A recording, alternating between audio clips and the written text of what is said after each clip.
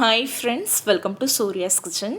இன்றைக்கி வீடியோவில் சூப்பராக நல்ல டேஸ்டியாக செட்டிநாடு ஸ்டைலில் நல்ல மணக்க மட்டன் குழம்பு எப்படி செய்கிறதுன்னு தாங்க பார்க்க போகிறோம்.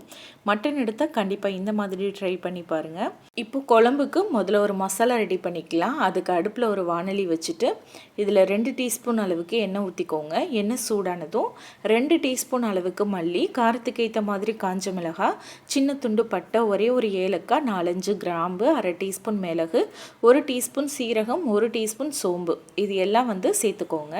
சேர்த்து மீடியம் ஃப்ளேமில் வச்சு நல்லா வறுத்துக்கோங்க.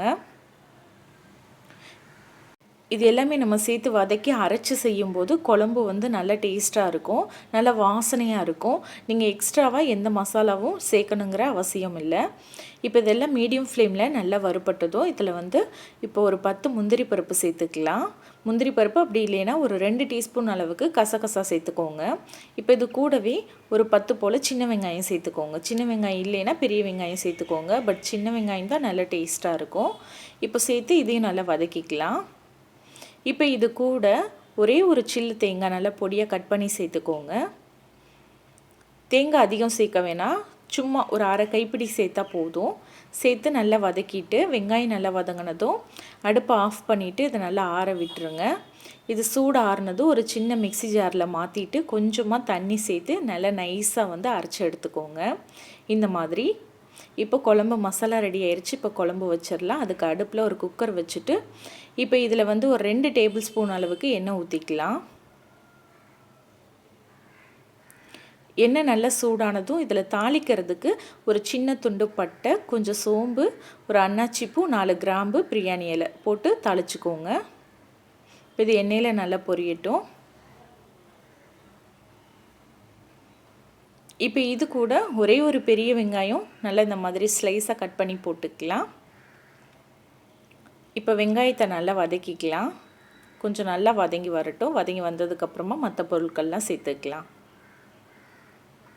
இப்போ இதில் நம்ம ஒரு 2 டேபிள் ஸ்பூன் அளவுக்கு இஞ்சி பூண்டு விழுது சேர்த்துக்கலாம். 1/2 கிலோ மட்டன் எடுக்க போகிறோம். அதுக்கு இந்த அளவுக்கு இஞ்சி பூண்டு விழுது சேர்த்துக்கோங்க. சேர்த்துட்டு நல்லா பச்சை வாசனை போக வதக்கிக்கோங்க.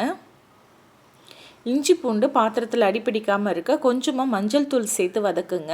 அப்போ அடிப்பிடிக்காமல் நல்லா வதங்கி வரும். ஒரு 1/2 டீஸ்பூன் மஞ்சள் தூள் சேர்த்து நல்லா வதக்கிக்கலாம். இஞ்சி பூண்டுடைய பச்சை வாசனையெல்லாம் போனதுக்கப்புறமா இதில் நம்ம தக்காளி சேர்த்துக்கலாம். ஒரே ஒரு தக்காளியை நல்லா பொடியாக கட் பண்ணிவிட்டு சேர்த்துக்கோங்க. இப்போ இது கூடவே கொஞ்சமாக கல்லுப்பு சேர்த்து வதக்கிக்கலாம். தக்காளி ஈஸியாக மசியறதுக்கு ஹெல்ப் பண்ணும் கல்லுப்பு சேர்த்து வதக்கும்போது. இப்போ தக்காளி நல்லா மசிஞ்சு வர வரைக்கும் இதை நல்லா வதக்கி விட்டுக்கலாம். இப்போ தக்காளி நல்லா மசிஞ்சு வந்ததும் இதில் 1/2 கிலோ அளவுக்கு மட்டன் நல்லா கழுவிட்டு சுத்தம் பண்ணிவிட்டு சேர்த்துக்கோங்க. சேர்த்துட்டு இதை நம்ம நல்லா வதக்கி விட்டுறலாம். ஒரு 2-3 நிமிஷம் இதில் நல்லா நம்ம வதக்கிட்டு அதுக்கப்புறமா அரைச்சி வச்சுருக்க மசாலா விழுது சேர்த்துக்கலாம்.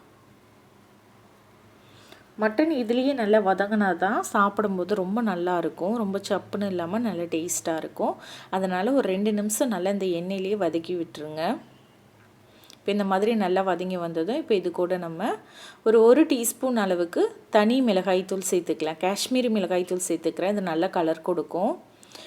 நீங்கள் காரத்துக்கு ஏற்ப தனி மிளகாய்த்தூள் சேர்த்துக்கலாம். கூடவே 1 டீஸ்பூன் மட்டன் மசாலா சேர்த்துக்கிறேன். சேர்த்து நல்லா கலந்துக்கலாம். மிளகாய்த்தூள் உங்கள் காரத்துக்கு ஏற்ற மாதிரி நீங்கள் சேர்த்துக்கலாம். நான் இன்றைக்கி காரம் கம்மியாக தான் சேர்த்துருக்கேன். இப்போ அதை சேர்த்துட்டு நல்லா கலந்து விட்டுக்கலாம். இப்போ இது கூட நம்ம அரைச்சி வச்சுருக்க மசாலா விழுது சேர்த்துக்கலாம். சேர்த்துட்டு நல்ல ஒரு முறை கலந்து விட்டுட்டு அதுக்கப்புறம் நம்ம தண்ணி சேர்த்துக்கலாம். இப்போ இதில் நம்ம தேவையான அளவுக்கு தண்ணி ஊற்றிக்கலாம். உங்களுக்கு குழம்பு எந்த அளவுக்கு திக்னஸ் வேணுமோ அதுக்கேற்ற மாதிரி நீங்கள் தண்ணி ஊற்றிக்கோங்க. தண்ணி ஊற்றிட்டு நல்லா கலந்து விட்டுக்கலாம். உங்களுக்கு கொஞ்சம் கிரேவி மாதிரி வேணும் அப்படின்னா தண்ணியை குறைவாக சேர்த்துக்கோங்க. இப்போ அதை நல்லா கலந்து விட்டுட்டு உப்பு சரியாக இருக்கான்னு செக் பண்ணி பார்த்துக்கோங்க. நம்ம தக்காளி வதக்கும் போது மட்டும்தான் உப்பு சேர்த்துருந்தோம். இப்போ இதில் தேவையான அளவுக்கு உப்பு சேர்த்துட்டு மறுபடியும் நல்லா கலந்து விட்டுட்டு இப்போ குக்கர் மூடி போட்டு மூடி ஒரு 5 விசில் வச்சுக்கலாம். 5 விசில் வரட்டும். அப்போ தான் வந்து மட்டன் நல்லா வெந்து வரும். 5 விசில் வந்ததுக்கப்புறமா நல்லா அதோடய ப்ரெஷர்லாம் அடங்கினதுக்கப்புறமா நான் வந்து திறந்துருக்கேன். இப்போ கடைசி இதில் கொஞ்சமாக பொடியாக கட் பண்ண கொத்தமல்லி இலையை தூவிக்கலாம். அவ்வளோதான், சூப்பராக நல்லா டேஸ்டியாக மணக்க மட்டன் குழம்பு வந்து ரெடி ஆயிருச்சு. மட்டன் வந்து வெந்திருக்கான்னு செக் பண்ணி பார்த்துக்கோங்க. கண்டிப்பாக இந்த அளவில் இதே மாதிரி நீங்களும் ட்ரை பண்ணி பாருங்கள். ட்ரை பண்ணிவிட்டு எப்படி வந்ததுன்னு மறக்காமல் கமெண்ட்டில் சொல்லுங்கள். இந்த மட்டன் குழம்பு ரெசிபி உங்களுக்கு பிடிச்சிருந்தா லைக் பண்ணி ஷேர் பண்ணுங்கள். சப்ஸ்கிரைப் பண்ணலைன்னா மறக்காமல் சூர்யாஸ் கிச்சனை சப்ஸ்கிரைப் பண்ணிக்கோங்க. தேங்க்யூ.